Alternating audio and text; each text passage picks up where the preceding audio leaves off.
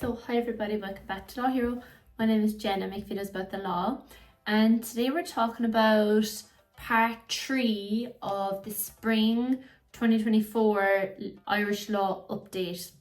And yeah, I've broken it up into 3 pieces. So the first one is around the individual accountability framework, which is basically a year old at this stage, Act 2023 that came into Ireland. And I guess at this stage, we're pretty far ahead in the process. So if you didn't know, if you want to become a key individual in a bank, you have to fulfill something that's called fitness and probity, so that you're competent and that you have no criminal record, that you're not bankrupt, and that you're basically an upright, standing person in society who is entrusted with leading financial institutions. Obviously, this is a throwback to financial impropriety that went on, and it's basically a regulatory response to the recession and the bailout and everything that came with that. It's making individuals accountable for what they're responsible for in credit institutions.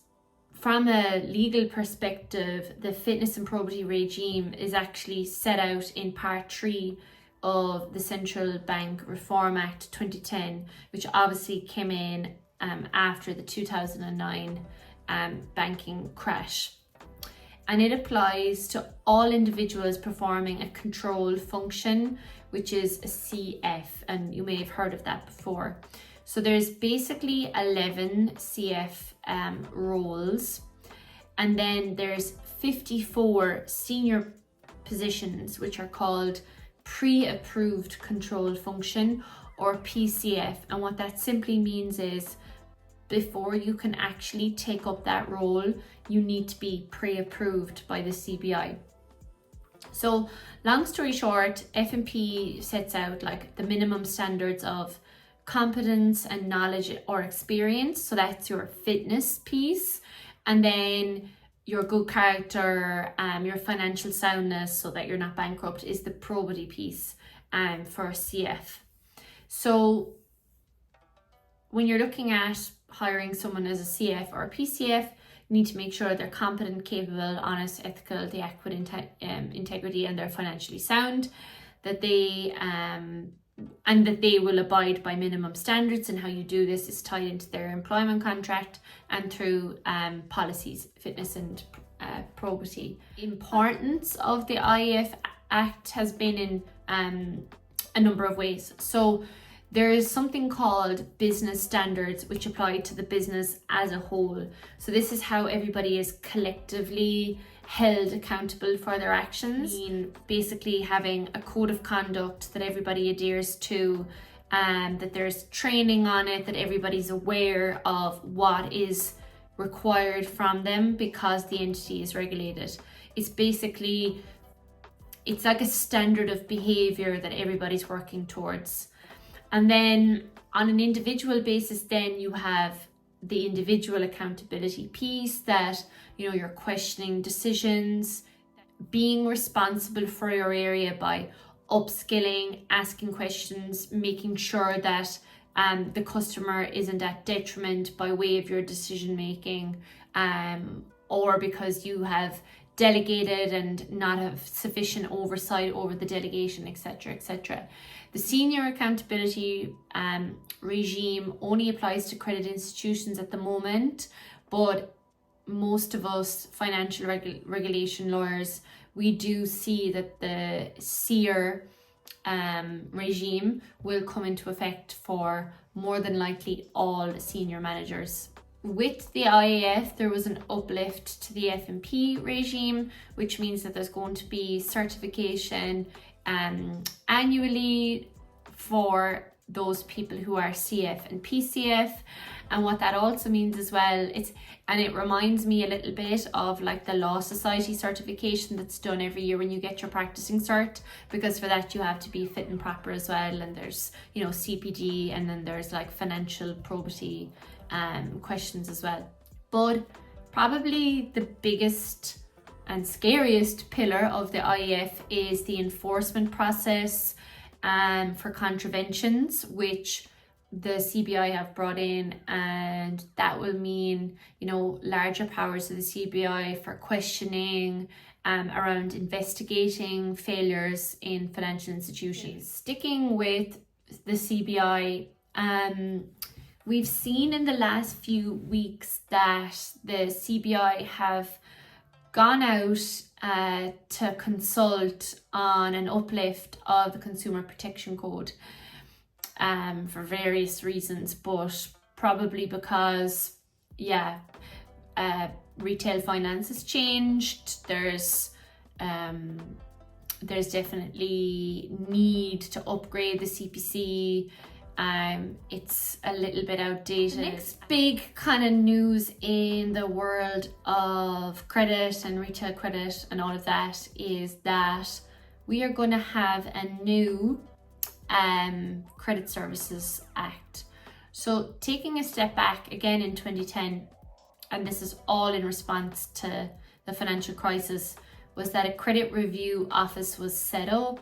It was set up in 2010, and its role was to examine credit decisions for SMEs or farm borrowers who had an application of credit up to 3 million euros declined or reduced by the participating banks, which was AIB, BOI, PTSB and Ulster, who feel that they had a viable business proposition. So it was simply like an appeals process for those SME borrowers. So interestingly, if you look at the Act, there's a piece there called constructive refusal.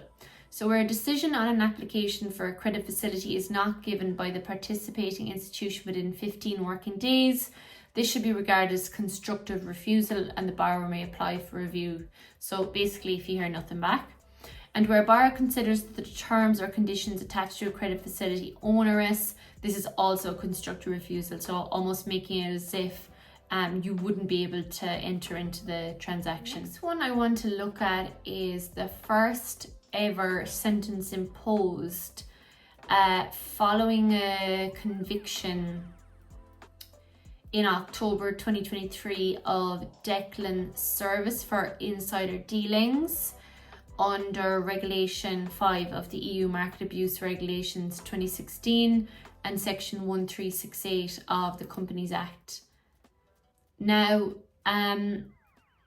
this was done in December 2023 at Dublin Circuit Criminal Court. And just so you know, the max sentence is 10 million euro fine or 10 years in prison. So Open Orphan, an Irish pharmaceutical company, invited its shareholders, and Mr. Service was one of them, to a Zoom presentation where it outlined plans to sell additional shares at a discounted rate. Those present at the presentation were informed of the market sensitivity of the information, and shareholders were prohibited from trading shares until the information became publicly available. But this guy, wise guy, next day told his broker to sell his shareholding for, I think it was 500,000. Yeah. So he sold his shares, then bought them back at a discounted rate from another broker. He made a profit of 11 grand. Was it worth it? Probably not, because the CBI told the guards. And then let's see what happened. So he cooperated with the Gardaí. He had good character. And some of the evidence he put forward to mitigate were that he was a carer for adults with learning disabilities. He did charitable voluntary work. He had a medical condition and he has mental health difficulties. In December, when this came to hearing, he was fined 70,000 euros and he was indicated a prison sentence of 2.5 years, resulting in, which was reduced to 18 months and adjourned the case to allow to further sentence him. And then the matter returned in March 2024 where the fine was confirmed and his prison sentence was suspended. Things that the judge was swayed by was the lower range of the seriousness, the guilty plea, and all of that removed the need for a potentially protracted and complex trial. Moving on to data and privacy. So your organization might have a data protection officer, but it seems that from a recently published report from the EDPB, which is the European Data Protection Board, that all may not be well in the world of DPOs. So there were 6 issues and recommendations highlighted by the EDPB. The first one was an absence of a DPO even in circumstances where mandatory, and that probably comes from people's misunderstanding of the DPO section in the GDPR, like when you have to appoint one, and how to determine if one is actually required, how to even do the assessment for that. The second point that they noted was that there's insufficient resources allocated to DPOs, which is interesting. So you have some DPOs acting for multiple organizations, and that impacts how they can actually do their job. The other recommendation that was made is that supervisory authorities could take action to encourage organizations to allocate appropriate resourcing to the DPO. Also, it was noted that there's insufficient expert knowledge and training of the DPO. Most of the people interviewed reported 24 hours of training or less, even though the GDPR requires you to have expert knowledge of the GDPR as a DPO. Another recommendation was made that controllers and processors are expected to document their organization's knowledge and training needs. A further recommendation made was that that supervisory authorities roll out more initiatives to incentivize companies to appropriately separate their obligations from those in line with DPO duties. So basically what this means is that like a DPO shouldn't be influenced by a controller. They should be able to act independently, but that doesn't always happen. For example, if the DPO isn't in the second line of defense, for example, in banking, if they're part of the business or if they're, in the first line of defense, it's not easy to challenge if you're in the first line of defense. So this is what brings around like a conflict of interest, a lack of independence, especially if you're in-house and if you've multiple hats. It's going to be very, very difficult to challenge some processing decisions being taken by your controller. There's also lack of reporting by the DPO to senior management, and from GDPR Article 38, the DPO has to report to the highest management level. It needs to be going upwards. So there seems to be a lot of discrepancy around how people treat a DPO, whether there's a DPO, what the role of DPO is, how it's resourced, and what kind of expertise they have. And I find that really interesting. I think when the GDPR came in that it was a priority, but I think it's maybe slipped down the priority list as regulation increases. Okay, the next one is interesting. It comes from the CCPC and it's around influencer marketing. So, in those posts that influencers do, like videos or stories, there's always some debate around, like, if you post content and you're featuring a product or you're talking about a service, when do you put in the hashtag ad or whatever? And the CCPC has come out with some guidelines to help influencers. So as to who an influencer is. So an influencer is anyone who derives a commercial benefit from, which may include financial payment for your discounted products, experience, trips and services, the sharing of discount codes or affiliate links with followers for commission or other benefit, promotion of their own brand or a family or friend's brand, whether fully or partially owned, whether they are commercially connected to the brand, and any other commercial aspects. So you can see that the influencer piece is very much linked to commercial benefit, and this can be anybody. So it can be like content creator, streamer, blogger, and other celebrity or media personalities. So the CCPC have come up with some guidelines for labels which influencers must use if they're deriving commercial benefit from posting. So there's two groups of labels, which is primary ad and secondary ad labels. And my understanding of the secondary labels is that you're trying to give context to your ad or your hashtag gifted. So some of the secondary labels are hashtag, collaboration, brand ambassador, sponsored, affiliate, PR stay, PR invite, press drop, own brand, brand investor, because like it might be a hashtag ad, but you also might be a brand ambassador and you want your audience to know that, or it might be a collaboration. So I think it's to add context to the primary label. People know AI has been used in recruitment for the last few years. There is a famous case around discrimination used by Amazon where basically the AI was favoring only male candidates and they had to get rid of it. It's also used in performance management, and there was also a case in 2022 where I think it was makeup artists from MAC were made redundant because of an assessment done during an AI video, which was incorrect, and it was settled out of court. But you might remember from the last time I spoke about employee monitoring. Now, it wasn't when it comes to AI, but AI can be used to monitor employees as well. And there is an example of last time I used an example of GDPR related fine because of the lack of transparency around the processing, and also there was no legitimate basis.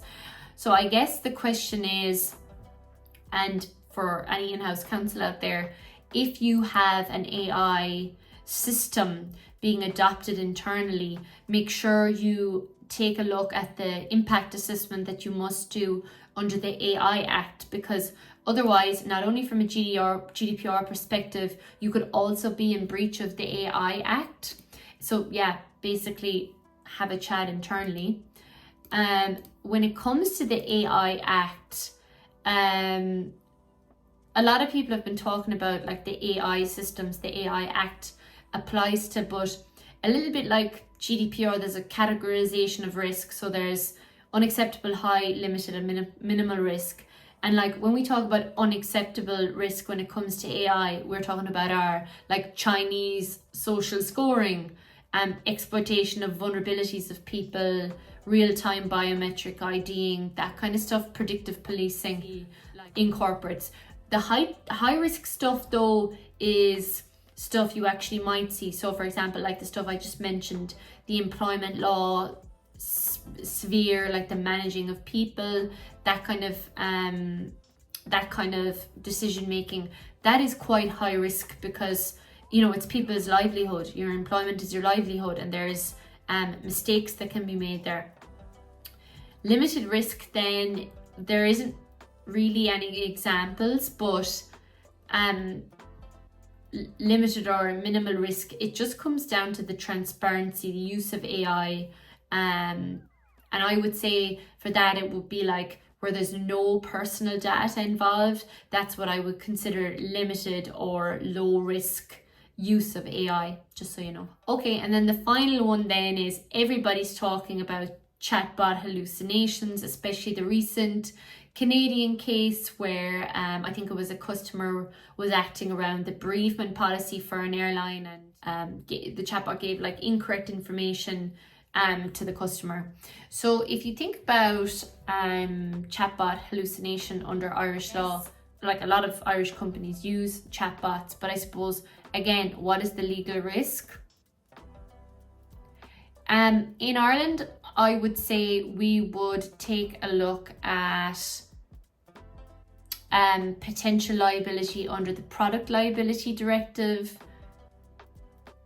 So yeah, because it would be, because software comes under that, and the ability to manufacture files online comes under that. Really come back to is the manufacturer's control around the product, you know, the updates, that kind of stuff. That's one thing you would look at. I already mentioned the AI Act. There's a follow-on AI liability directive, and I think I spoke about that in one of the YouTube videos. I think it's called like Who's to Blame.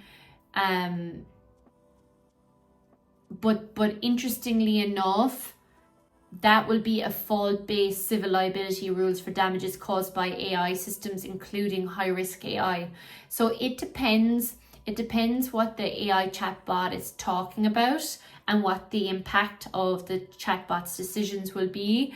But we'll say there, for example, in this case where it's like a couple of $100, and you know, asking for the policy around, you know, bereavement, you could argue that that is medium risk. I would say it's higher than low risk, just because of the financial implication to the person who's asking the question. If it was insurance, like a lot of the insurance companies use chatbot, that would again be medium risk. I don't think it would be low or high. I think it would be medium. So it's looking at what the output is.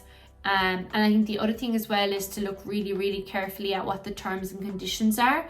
Like if the AI is trained on terms and conditions, how do you make sure that the AI is up to date with the terms and conditions?